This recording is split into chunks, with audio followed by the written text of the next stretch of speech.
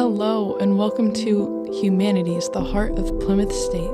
I'm Theo. And my name is Alyssa. Today I'm joined with Plymouth's President Donald Birx. Would you like to say hi? Hi, how are you? It's Good. great to be here. Oh, well, I'm glad you could make it. This is very exciting, I can't lie. I didn't think you'd say yes. Why? I don't know, I figured you're busy. Oh, I think it's neat that you're doing podcasting, so I think I'd like to support it. Thank you, I really appreciate it. I've been talking to students too, and we've come up with some questions for you. Sure. Okay. So you stated that there was a miscommunication concerning the student newspaper, The Clock. Could you clarify where the miscommunication was and what exactly they should have said? That's a good question, and I think the issue is more, we had a conversation with the faculty union leaders about the potential for what we might have to deal with going forward. And so from that conversation, then apparently what came out was, oh, we're going to eliminate the humanities, which was never said. So that's why I think it took a conversation that we had in a closed room and took an interpretation of what was said, and out came elimination of the humanities, which was never said. Right. So I will say, obviously, I read the Clock article. What would you have preferred? What do you think would have been a more accurate statement instead of the elimination of the humanities? What we're trying to do is we're trying to create an environment in which right now students are voting with their feet. So, the majors are declining. And part of that is due to the fact that, and they've done studies on this, when students come out, it's sometimes hard for liberal arts students to, for the first couple of years. Afterwards, they do fine.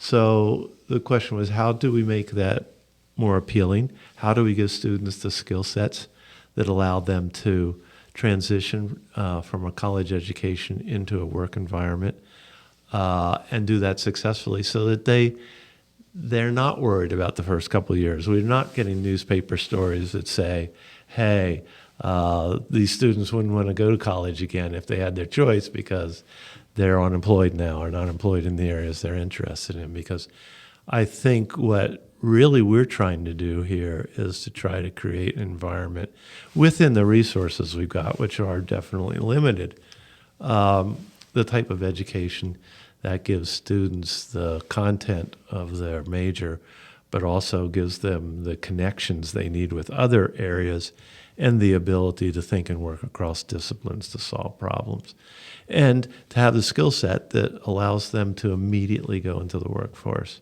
and utilize what they've learned in their education. So I think that's the more of the backstory.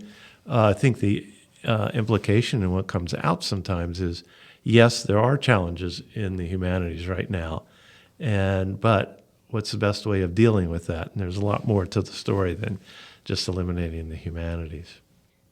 I can't see a way where that wouldn't impact the quality of the education is the only thing. Okay, so there's a couple parts to this, and I think you got to think through the whole process.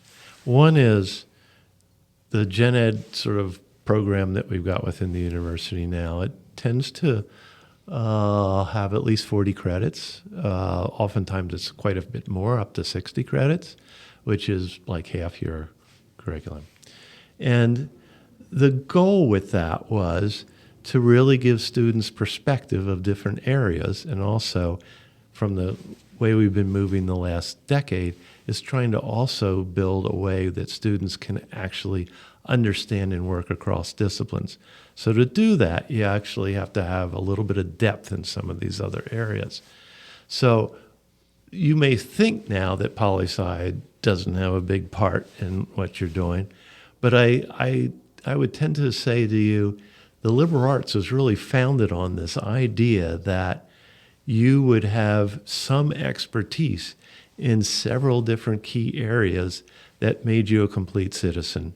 And so when I think about that in that context, I think, okay, there's a way to give you the concentration you would like to have in an area that you're really interested in and want to major in, but there's also an example of how do we better utilize the gen ed courses to give you those foundational elements that you need that you can then build on the area of concentration or areas of concentration if you do double majors or if you take several minors. So I don't think these things are mutually exclusive. I actually think we can rethink this whole process. And that's where we started 10 years ago with the clusters. The idea really, I spent part of my career out in industry. The idea is we talk past ourselves sometimes and we say, the businesses will say, we need this, and this skills. And universities will respond back, we've given you this, and this skill. But what I think they're trying to say is we value the liberal arts, but we want the liberal arts in a way that connects to skills. And we also want it in a way that students actually, when they graduate, have a grasp of the different elements of that so they can be a good citizen in this economy and represent. And that's part of the problem we've got right now is a lot of students aren't grasping some of the different elements. So I think you can graduate sometimes now from different universities. And I'm not saying here, but where things have been so chopped up that you don't really, outside of your major, you don't see how the elements relate to the major that you have or how it all ties together.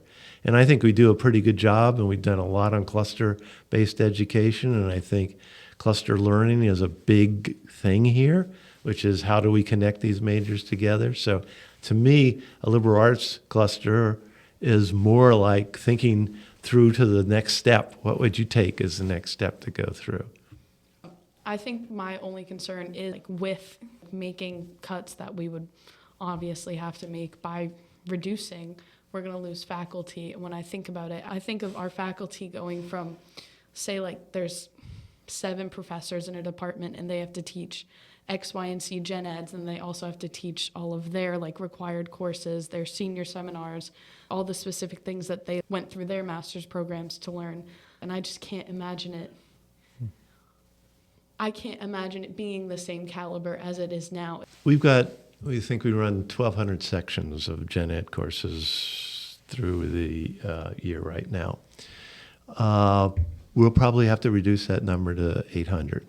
Okay. Now, that doesn't necessarily mean that you can't build the pieces together that actually give a group of students even a better perspective of how the pieces fit together than having all these different courses. So I agree with you that you should have senior faculty that are teaching in areas of their interest and which are in the major. And I think that ought to be a concentration. I think there should also be a plan for how you get gen ed under control so that what's being taught in gen ed really is some of the foundational principles for building on the other coursework that you got. I agree, you have to stop doing some things you're doing, but I actually think you can do it in a way so the students come out and say, hey, I know now these 7 pillars in the liberal arts, and I've concentrated in this one, and I've worked to get these skills that surround that enable me to better fit in and integrate with the environment when I come out. So I don't think it's always a negative. I do think we have to decide what we're not going to do and what we are going to do. And I think it's part of the way we're looking across the whole system is to say, is some area going to concentrate on one aspect and some area going to concentrate on one campus going to concentrate on another aspect? So these are good questions. I think they're ones we have to grapple with. But I do think that the assumption that the education, that the results is not going to be at the caliber it is now is not a necessary assumption to come to. I think if it's done well, I think we can actually pick up some things that we are doing. And yes, it does mean some things that we won't be doing, but I also think the connectedness will be more understood by this approach than not. So there's pluses and minuses. I like to say, try to use the things that are happening to you to create the best environment going forward. Try to look at them not as challenges that take away, but look at it as a time to rethink and how you might recreate in such a way that makes things better. And I think higher ed and education over the years has evolved in many different ways. If you look at curriculum now, it's much different than it was years ago. But I do think you don't change if there's not some kind of pressure, and you might as well use this that it's going on. Think up a better way now to do some things. So you'll have those through your whole life. You're going to have limitations on some things. So when you face that, you can look at it as an opportunity to what you can do better. That doesn't mean that the faculty in the individual areas aren't doing the absolute best. They're doing a fantastic job. But it does mean that putting the pieces together, I think we can do better. If it becomes liberal arts with like a concentration in comms or concentration in poli-sci, how would that hold up against an actual poli-sci degree from a different state school, like in the eyes of an employer? Yeah, I think two things about that. One is, I think employers are looking for a set of base skills that all students have. And they've enumerated them. There's like 5 areas that they really want you to have. I think those are the areas that we really concentrate in the Gen Ed program on covering. And we give students some other opportunities to pick up skill sets on those areas. Then I think we allow students to really focus on the areas that they want to work in. So I actually think, because if you look and you talk to business and industry leaders, what they're interested in is the basis of a liberal arts degree, the fact that you've got an integrated perspective across multiple disciplines, you've chosen an area of concentration, and you have a skill set that allows you to be useful right from day one. And I think that's the approach I'd like to take, and I think we can take forward. I think that turns what we're running into as an opportunity. I don't think it's a negative. I've been in industry and business. I've listened to a lot of people in business and industry. I've hired people. To me, that would be very valuable because I know that you had this skill set. I think we want to introduce micro-credentials and various certificates that would prove that you've got capabilities in those areas. I think industry values those kind of things, that kind of breakdown. And I think concentration in an area is important. And if you have these skill sets that are built around your major, I think it makes you a very valuable employee when you graduate. Or start your own business. Yeah, that's a good way to look at it. The idea is obviously something that was reported on to us, but this was when the budget cut was set for 8%. Is that correct? Yes, exactly. So currently the state, we're at what, 30% for budget? The House has come across with 30%, right. So they're going to have a committee of conference. It's going to be negotiations. We're working with the Senate right now to see if we can push that back. And then we're also going to work to make sure, or at least try to make sure, that the cut's no more severe than the governor put in, which was 8%. Okay. Is there like more of a worry for even more reduction if this 30% goes through? I think it's an issue we're going to have to deal with. I think right now, I'm not thinking that it's going to be 30%. So I'm trying not to overreact to issues. I think part of it is trying to figure out a strategy and a plan going forward that's adaptable. But I also think, with all that's going on in the world of higher education right now and within Washington, I also don't want to overreact and do some things that long-lasting are not the right things for the university as a whole. I want to ask, what is the value of these programs, not just on campus, just in general? I think they form knowledge, I'd say pieces of knowledge that are very important for our society and as we grow together. I think liberal arts degrees themselves are very popular with business, medical school, even all kinds of different areas, because they like that ability that students understand and can think in various areas. And I think that's a part that we always want to keep. I think that's important. So I think Can I add something? Yeah, sure. I just want to. You said that the liberal arts degrees are like looked at like highly by like especially business and medical schools, but we're a teaching college. Right. So I feel like a teaching college should hold the liberal arts at a different degree and should have it separated because it's a teaching college. It's not a pre-professional school. It's a Right. teaching college. Yeah. Well, I think as a teaching college, when we started, we were focused on education, but we were also focused on business. And so there was also the application side along with the teaching part was the application of teaching others.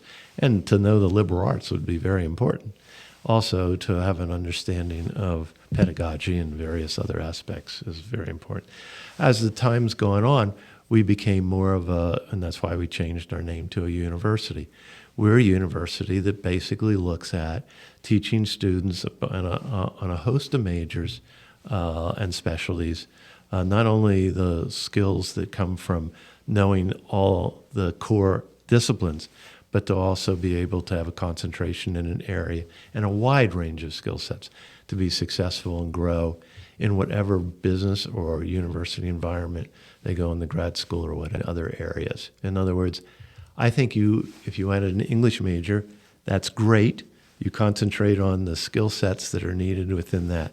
But I also think and believe completely that the liberal arts, which is what we are, a liberal arts institution, maintains this idea and goes back to the Greeks, is that you not only knew that, but you knew how your major integrated with all the other key disciplines you needed to have to understand and live and be successful. What would like the other majors on campus, like non-humanities majors? What we're saying is there's two parts to this liberal arts equation. One is the pillars that give students that well-rounded perspective, and another is the specialization. Pick a lot of different things just to fill up wherever your major is. What we're talking about here is a more coordinated approach and saying we expect students to have these skills from the liberal arts, which is the understanding and ability to work across disciplines and to understand those disciplines enough so that they can understand how they fit together and the pieces fit together. Then, no matter whether you're in the liberal arts going to go on to study history or you go in the sciences and study chemistry, you've still got this underlying grounding that allows you to work with students you might work with an artist on how you might visualize something that you're working on the design of a protein in the sciences. So, but you've got those skills that cut across and can communicate across them. So why can't we just call the focus a major still then? I'm not doing away with majors. I'm just saying. But instead of having like liberal arts pillars, the same pillars that a chem major would have, and then a focus in communications versus a chemistry major, why can't it be a communications major still? Yes, you can still have that. I'm not talking about that. I actually think that probably is a good way to do it because students understand majors better. But it's a different way of thinking than what we're doing right now, though. I get what you're saying. So it's not that. So it wouldn't be a liberal arts degree with the focus. It could just be a major in communications and then just reworking the actual coursework. Okay. It could be. And that's one of the things we're discussing right now is how do we do this so the students understand because they're used to majors. Right. But also be able to create this environment that we really need to have across the whole university where we have a common understanding of these pillars and how they fit together. So it's about getting like a better foundation of learning across campus. Yes. Okay. It is. And why is it that the humanities are being reduced for the budget cuts for this to be happening?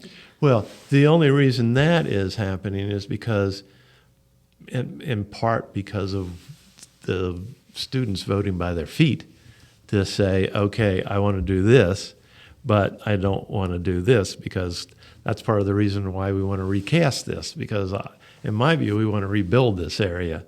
But the problem we got right now is where the student's not going. Right. And that's where the pressure comes from. Yes, I understand that, yeah. It's not a fun. No. I'm not gonna lie, I'm not jealous of you. I wouldn't want to have to be in your shoes. It sounds stressful. It is, a lot. and it's hard, and it's stressful on the faculty too.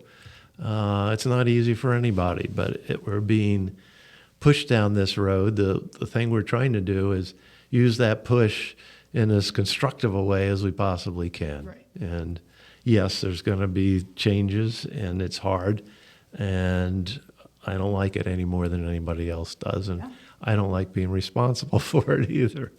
This has been Humanities, the heart of Plymouth State. Once again, I'm Theo, And my name is still Alyssa, and we hope to see you here again. and good salutations to all.